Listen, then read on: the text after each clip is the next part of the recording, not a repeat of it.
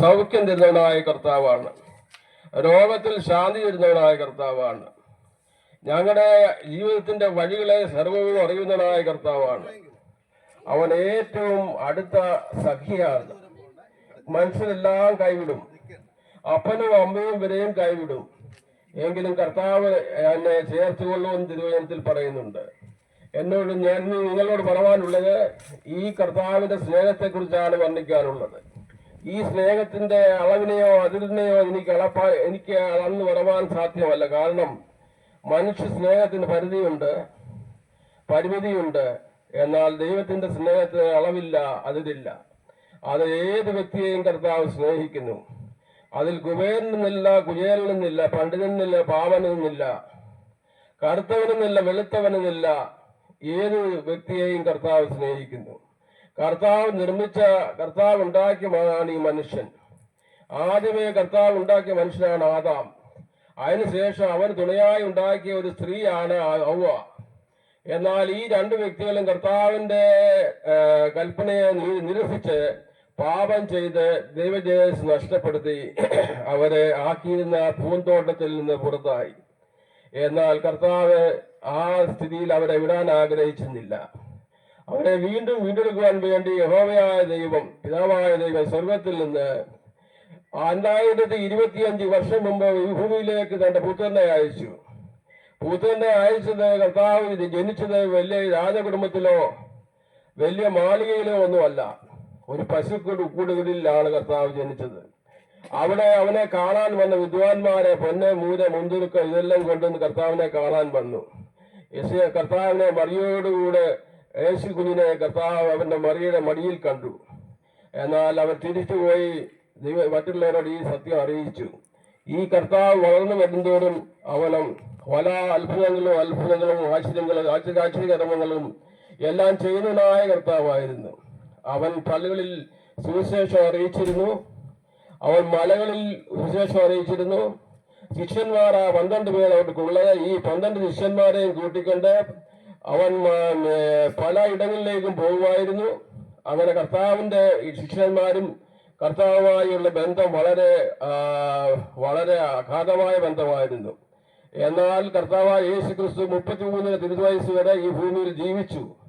ഈ 33 തിരുവയസ്സിലാണ് കർത്താവിന്റെ മരണം. ഈ മരണം എന്തിനു വേണ്ടി എന്ന് വെച്ചാൽ കർത്താവിന്റെ പാപം മൂലം മനുഷ്യനെല്ലാം ദൈവതേജസ് നഷ്ടപ്പെടുത്തി പാപിയായി തീർന്നു. കർത്താവിന്റെ പ്രത്യേകത എന്ന് പറയുന്നത് അവൻ പാപത്തെ വെറുക്കുന്നു, പാപിയെ സ്നേഹിക്കുന്നു. എന്നെയും നിങ്ങളെയും സ്നേഹിക്കുന്നവനാണ് കർത്താവായ യേശു ക്രിസ്തു. അവൻ ഇന്ന് സ്വർഗത്തിൽ ജീവിക്കുന്നുണ്ട്. ഈ കർത്താവ് ജീവിക്കുന്നുണ്ട്. എന്താണ് അടയാളം, എന്താണ് അതിനുള്ള മനസ്സിലാക്കുന്നതിന്റെ അർത്ഥം എന്ന് പറഞ്ഞു കഴിഞ്ഞാല്, എന്റെ കൺമുമ്പിൽ നിന്ന് കർത്താവിനെ നോക്കാനോ കാണുവാനോ ഈ ഭൂമിയിൽ സാധ്യമല്ല. ഈ ഭൂമിയിൽ ഒരു വ്യക്തിയും കർത്താവിനെ കണ്ടിട്ടില്ല. ജീവിച്ചിരുന്ന മഹാന്മാരിൽ ഒരു ആൾ പോലും കർത്താവിനെ കണ്ടിട്ടില്ല. പഴയ പുസ്തകത്തിൽ എഴുതിയിരിക്കുന്നത് പല പ്രവാചകന്മാരുടെ പുസ്തകങ്ങളിൽ പ്രവേശിച്ചിരിക്കുന്ന കർത്താവിനെ കുറിച്ച് വളരെയധികം പ്രവചനം എഴുതിയിട്ടുണ്ട്. അവൻ ആരായിരുന്നു, എങ്ങനെയായിരുന്നു, മരിച്ചത് എങ്ങനെയായിരുന്നു, അവൻ വീണ്ടും വരുന്നത് എങ്ങനെയാണ്, ഇതെല്ലാം വളരെ വ്യക്തമായും വളരെ ശക്തമായ രീതിയിലും രേഖപ്പെടുത്തിയിട്ടുണ്ട്. നമ്മുടെ കർത്താവിനെ കുറിച്ച് പറയുമ്പോൾ അവൻ ഈ ഭൂമിയിൽ ജീവിച്ച് രാജാവായി വാഴാൻ വന്നതല്ല. അവൻ കേവലം മനുഷ്യനായി തന്നെ വേഷം എടുത്ത് ഭൂമിയിൽ വേഷം എടുത്ത് മനുഷ്യന് വേണ്ടി കർത്താവൻ രക്തം ചൊരിയാൻ വേണ്ടിയായിരുന്നു. തന്റെ രക്തത്താൽ സർവ്വ ഗോത്രത്തിൽ നിന്നും ഭാഷയിൽ നിന്നും വംശത്തിൽ നിന്നും ജലത്തിൽ നിന്നുള്ള അവരെ വിലക്ക് വാങ്ങി അവൻ നമ്മെ ഒന്നാക്കി തീർത്തു. എങ്ങനെയെന്ന് വെച്ചാല് തന്റെ സ്വന്തം രക്തം. കർത്താവിന്റെ രക്തത്തെ കുറിച്ച് പറയുമ്പോൾ മനുഷ്യ രക്തത്തിൽ വ്യത്യാസമുണ്ട്, അതിന് ഗ്രൂപ്പുകളുണ്ട്. എന്നാൽ നമ്മുടെ കർത്താവിന്റെ രക്തം കൊണ്ട് ഏത് രക്തത്തെയും ചേരുന്നതാണ്. ആ രക്തം കൊണ്ട് ഏത് രക്തത്തെയും കഴുകിയാൽ അത് ശുദ്ധിയായുള്ളതായി തീരും. അതിനാൽ നിർമ്മലവും ശുദ്ധവുമായ രക്തം കർത്താവായ യേശു ക്രിസ്തുവിന്റെ രക്തമാണ്. ആ രക്തത്താൽ ഞങ്ങൾ വീണ്ടെടുക്കപ്പെട്ടവരാണ്. വീണ്ടെടുക്കപ്പെടുക എന്ന് പറയുമ്പോൾ എന്താണ്? താഴ്ചയിൽ നിന്ന് ഉയർത്തുകയാണ്. അവരെ ഉയർത്തി അവനെ സർവ്വസിംഹാസനത്തിൽ ഇരുത്തിയിരിക്കുകയാണ് ഈ കർത്താവിനെ. ആ കർത്താവിനെ നാം ഇന്ന് ഭൂമിയിൽ ഇരുന്ന് കർത്താവിനെ ആരാധിക്കുകയും മഹത്വപ്പെടുത്തുകയും ചെയ്യുന്ന വലിയ ജനം ഇന്ന് ഭൂമിയിലുണ്ട്. ജനസമൂഹങ്ങളെ കൊണ്ട് ജനസമുദ്രങ്ങളെ കൊണ്ട് നിറഞ്ഞിരിക്കുന്ന ഒരു ഭൂമിയാണ് ഇന്നത്തെ ഭൂമി. ഈ ഭൂമിയിൽ മനുഷ്യൻ കർത്താവിനെ ഒരു കൂട്ടം അന്വേഷിക്കുന്നുണ്ട്, സംശയമില്ല. എന്നാൽ ഒരു കൂട്ടത്തിൽ എന്ന് പറഞ്ഞാൽ വളരെയേറെ ജനം കർത്താവിനെ അറിയുന്നില്ല. എന്നാൽ ഈ ലോകത്തിന്റെ സുഖഭോഗങ്ങളിൽ കൂടി കാര്യങ്ങൾ നീക്കി അവർ സ്വന്തം ഇഷ്ടപ്രകാരം ജീവിക്കുന്ന ഒരു ലോകത്തിലാണ് ഇന്ന് മനുഷ്യൻ ജീവിക്കുന്നത്. കർത്താവിന്റെ വചനം കേൾക്കാൻ വേണ്ടി അവരോട് പറഞ്ഞാൽ ഇപ്പോൾ സമയമില്ല. ഇപ്പോൾ സമയമില്ലെന്ന് പറഞ്ഞാൽ ഞാൻ ഒരു കാര്യം നിങ്ങളോട് ചോദിക്കട്ടെ. മരണമെന്ന സാത്താൻ നിങ്ങളെ പിടിപ്പാൻ അടുത്ത് വരുമ്പോൾ അവരോട് ഇപ്പം പറയാൻ സാധിക്കുമോ, ഞാൻ ഇപ്പം വരികയില്ല, നീ പോകാൻ പറഞ്ഞാൽ പോകുമോ? ഇല്ല. സാത്താൻ മരണം അടുത്ത് വന്നു കഴിഞ്ഞാൽ മരണം നമ്മെ കൊണ്ടേ പോകുകയുള്ളൂ. അപ്പോൾ മനുഷ്യൻ മരിക്കും, ജനിച്ചാൽ മരിക്കും, അത് നിശ്ചയം. ഏത് മനുഷ്യനും ജനിച്ചാൽ മരിക്കും.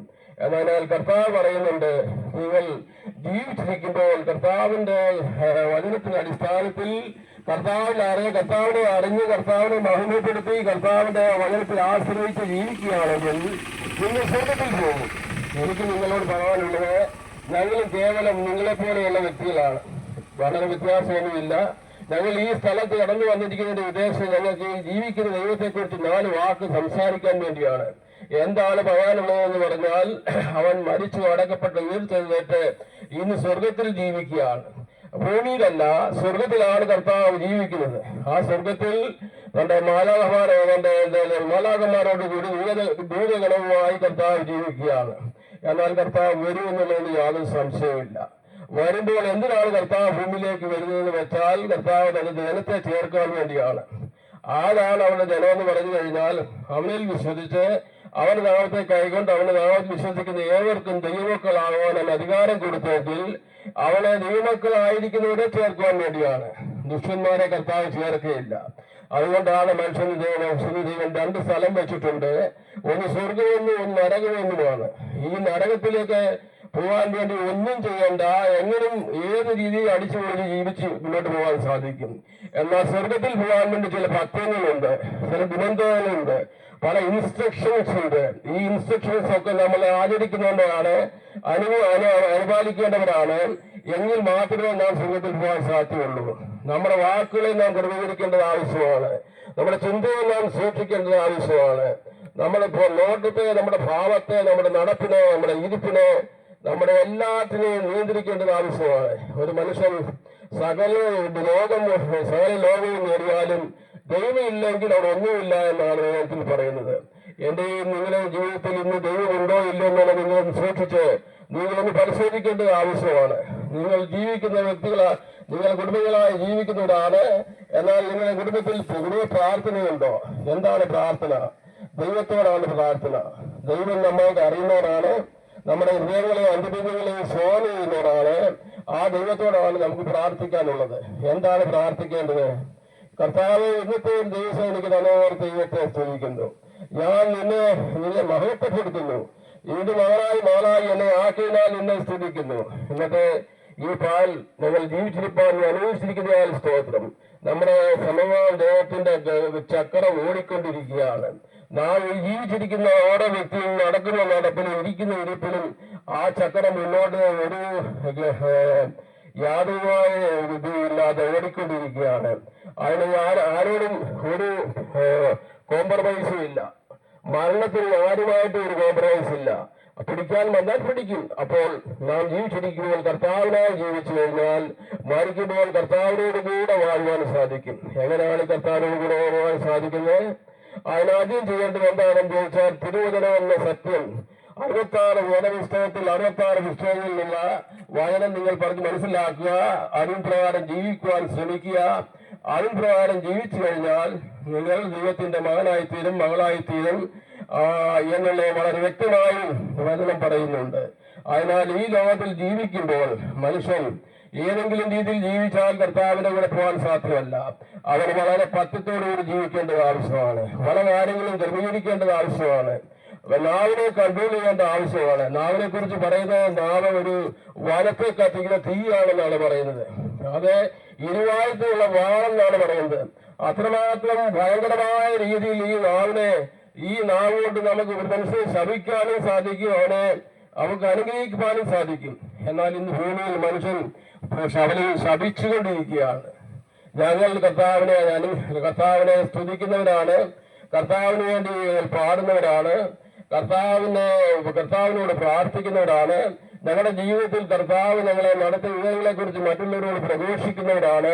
ഇതാണ് ഞങ്ങൾക്കുള്ള വ്യത്യാസം എന്ന് പറയുന്നത്. ഈ വ്യത്യാസം ഏത് മനുഷ്യനും ചെയ്യുവാൻ സാധ്യതയുണ്ട്. അതിനുള്ള എല്ലാ ഫെസിലിറ്റീസും ദൈവത്തിന്റെ വചനം പറയുന്നുണ്ട്. ആ വചനത്തിൽ ആശ്രയിച്ച് ജീവിക്കുന്ന ഒരു ഊഴിയെന്നും മകനെയോ ഒരു മകളെയോ കർത്താവ് കൈവിടുകയില്ല. ഏത് ആപത്തിലും ഏത് ദുഃഖത്തിലും ഏത് പ്രയാസത്തിലും ഏത് രോഗത്തിലും നിങ്ങൾ ജീവിക്കുന്നവരായിക്കൊള്ളട്ടെ, അവന് ഏത് വ്യക്തിയുമായിക്കൊള്ളട്ടെ, നിങ്ങളെ കർത്താവ് സ്നേഹിക്കുന്നു എന്നുള്ള ഒരു സത്യാവസ്ഥ, ഒരു സത്യം, ഈ സത്യം നിങ്ങളോട് പറയേണ്ടത് വളരെ ആവശ്യമാണ്. അതിനാല് കാലി ക്രൂശിൽ നിങ്ങൾക്കായി ജീവൻ തന്നവനായ കർത്താവിനെ നിങ്ങൾ ഏറ്റുപറഞ്ഞ് സന്തുലിഷിതമായി സ്വീകരിച്ച് അവനെ മകനും മകനുമായി സ്വീകരിക്കുക. കർത്താവ് നിങ്ങളെ മകനും മകനുമായി സ്വീകരിക്കും എന്നുള്ളതിന് യാതൊരു സംശയമില്ല.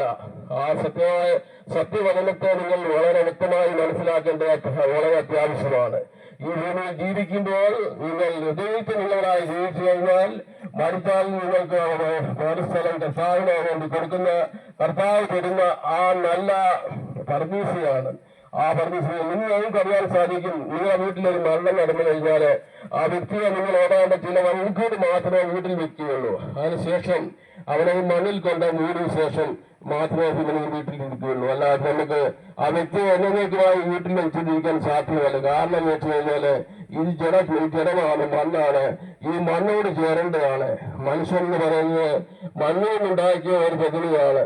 ഈ പ്രതിമയെ കർത്താവ് ശ്വാസം ഊടി അവനെ ജീവനുള്ള ദേഹിയായി തീർത്ത് അവനെ മനുഷ്യനെ ഭൂമിയിലാക്കി അവനെ വർഗഭേദമന്യേ, ജാതിഭേദമന്യേ, ഗോത്രഭേദമന്യേ സകല ലോകത്തിന്റെ സ്ഥല ഇടങ്ങളിലും പരത്തിയിരിക്കുകയാണ്. അവർ പരന്നു പാർക്കുകയാണ്. എന്നാൽ ഇന്ന് ജീവിച്ചിരിക്കുന്ന മനുഷ്യൻ ദൈവത്തെ എത്രമാത്രം അറിയുന്നുണ്ടെന്ന് ചോദിച്ചു കഴിഞ്ഞാൽ പലരും ദൈവത്തെ അറിയാൻ ആഗ്രഹിക്കുന്നില്ല. കാരണം ഇതിന് ചില നിബന്ധനകളുണ്ട്. ആ നിബന്ധനകളിൽ നിങ്ങൾ അംഗീകരിക്കുന്നുവെങ്കിൽ മാത്രമേ കർത്താവിനെ നിബന്ധനമായി സ്വീകരിച്ച് അവനെ മകനും മകളുമായി തീരുവാനുള്ള അധികാരമുള്ളൂ. ആ അധികാരം പ്രാപിക്കുവാൻ ദൈവം നിങ്ങൾക്ക് വചനം നൽകിയിട്ടുണ്ട്.